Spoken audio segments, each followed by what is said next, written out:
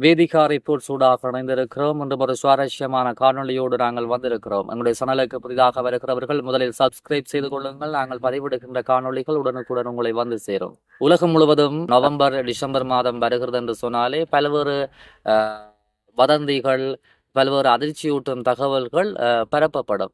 அதாவது உலகம் அழியப் போவதாகவும், பாரிய சுனாமி ஏற்பட போவதாகவும், நிலநடுக்கம் போன்ற இயற்கை அழிவுகள் ஏற்பட போவதாகவும், விண்கள் வருவதாகவும், பூமியை தாக்கப் போவதாகவும், அதே போன்று உலகம் இருளில் மூழ்கப் போவதாகவும் பல்வேறு வதந்திகள் பரப்பப்பட்டு இந்த நவம்பர் டிசம்பர் மாதங்களில் உலக மக்களுக்குள்ளாக்கும் செய்திகளை வெளியிடுவது அண்மை காலமாக நாங்கள் பார்த்து கொண்டிருக்கிறோம்.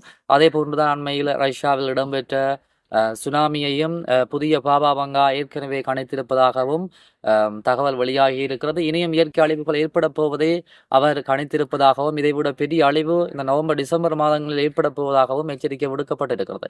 இவ்வாறான உண்மை தகவல்களும் சரி, ஒரு வதந்திகளும் சரி பரப்பப்பட்டு மக்களை ஒரு பீதியடைய செய்யும் செயற்பாடுகள் அதிகளவாக சமூக வலைதளங்களில் காணப்படுகிறது.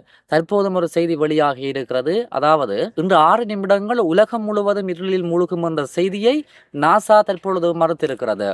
இன்று நிகழவிருக்கும் சூரிய கிரகணம் இந்த நூற்றாண்டில் நிகழப்போகும் மிகப்பெரிய சூரிய கிரகணம் என்று தெரிவிக்கப்படுகிறது. சூரிய கிரகணம் என்பது பூமிக்கும் சூரியனுக்கும் இடையில் சந்திரன் கடந்து செல்லும் ஒரு பெரிய நிகழ்வாகும். இதில் சூரிய ஒளியை தடுத்து நமது கிரகத்தின் மீது நிழல் விழுகிறது.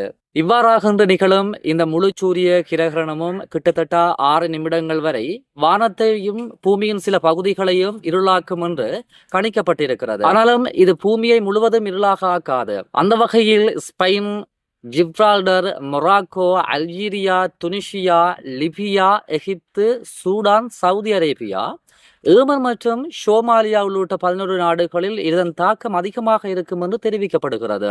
ஆனாலும் இது முழு இருளாக மாறாமல் மாலை நேர வெளிச்சம் போன்றோ மங்கலான வெளிச்சத்துடன் இருக்கும். மற்ற நாடுகளில் இதை காண முடியாது எனவும் தெரிவிக்கப்படுகிறது.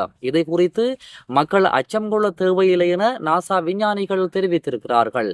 மேலே குறிப்பிடப்பட்ட நாடுகளில் தான் இதன் தாக்கம் இருக்கும் என்றும், அங்கே நிகழும் இந்த தாக்கத்தை ஏனைய நாடுகளில் இருக்கும் மக்கள் காண முடியாது என்றும் தெரிவிக்கப்படுகிறது. ஆகவே முதல் வெளியாகிய போலி செய்தி போன்று உலகம் முழுவதும் இன்று இருளில் மூழ்கும் என்ற அந்த செய்தியை நாசா தற்பொழுது மறுத்திருக்கிறது.